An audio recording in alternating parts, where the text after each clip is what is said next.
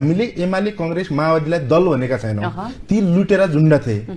एकदमै 100% सहमत छु यार। सलाम छ सलाम हरिश भट्टज्यू, तपाईको यो कुरामा चाहिँ एकदम दम छ यार।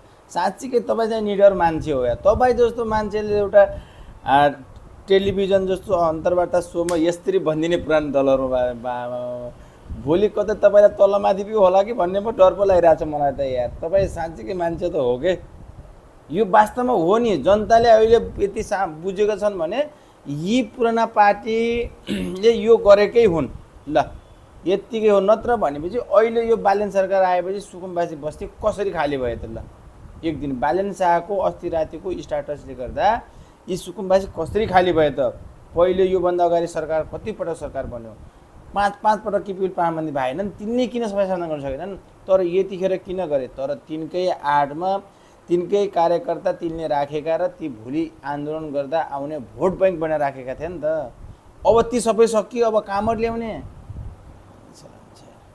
के को साथीहरु, तपाईलाई यो राम्रो लाग्छ भने यो शेयर गर्नु त।